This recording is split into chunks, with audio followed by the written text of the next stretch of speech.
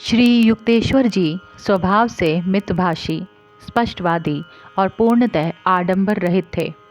उनके विचारों में न तो कहीं अस्पष्टता का लवलेश था, न स्वल्पनिलता का ही कोई अंश। उनके पांव जमीन पर दृढ़ थे, मस्तक स्वर्ग की शांति में स्थिर था। व्यावहारिक स्वभाव के लोग उन्हें अच्छे लगते थे। वे कहते थे, साधुता का अर्थ भोंदूपन या अकर्मण्यता नहीं है। ईश्वर अनुभूतियाँ किसी को अक्षम नहीं बनाती। चरित्र बल की सक्रिय अभिव्यक्ति तीक्ष्णतम बुद्धि को विकसित करती हैं। मेरे गुरु सूक्ष्म लोकों की चर्चा करना पसंद नहीं करते थे। पूर्ण सादगी ही असामान्यता का एकमात्र लक्षण बनकर उनमें दीख पड़ती थी। वार्तालाप में विस्मयकारी संदर्भ देने से वे बचते थे। कार्यों में अपने सामर्थ्य को मुक्त रूप से ही अभिव्यक्त करते थे। अनेक तथाकथित गुरु चमत्कारों की चर्चा तो खूब करते थे, पर कृति में कुछ नहीं उतार सकते थे।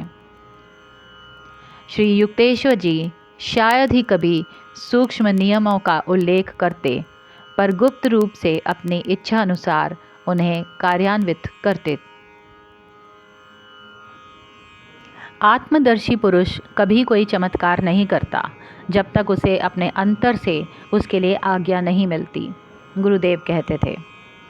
ईश्वर नहीं चाहते कि उनकी सृष्टि के रहस्यों को यत्र तत्र सर्वत्र प्रकट किया जाए, और फिर संसार में प्रत्येक व्यक्ति को अपनी स्वतंत्र इच्छा शक्ति का असंक्राम्य अधिकार है।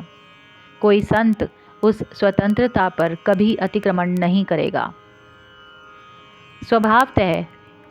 स्वभावतः ही श्री युक्तेश्वर जी का मौन रहना उनकी अनंत ब्रह्म की गहरी अनुभूतियों के कारण था।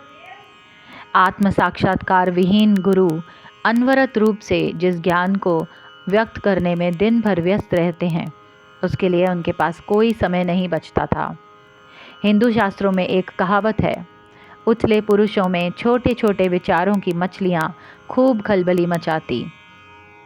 सागर समान मन में अंतः प्रेरणा के महामत्स्य भी शायद ही कोई तरंग उत्पन्न कर पाते हैं।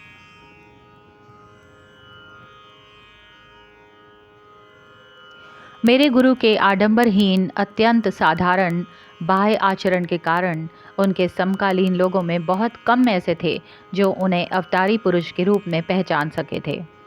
वह कहावत कि जो अपने ज्ञान को छिपा नहीं सकता वह मूर्ख है, मेरे परम ज्ञानी और शांत गुरु पर कभी लागू नहीं हो सकती थी।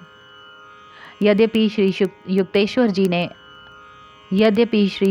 जी ने भी अन्य मर्त्य लोगों की तरह ही जन्म लिया था, तथापि वे सृष्टि के नियंता के साथ एक बन चुके थे। ईश्वरत्व में मनुष्यत्व के विलयन में गुरुदेव ने कोई दुर्लंघ्य बाधा नहीं पाई। बाद में मेरी समझ में आया कि केवल मनुष्य ही आध्यात्मिक प्रयासहीनता के अलावा ऐसी कोई बाधा नहीं होती।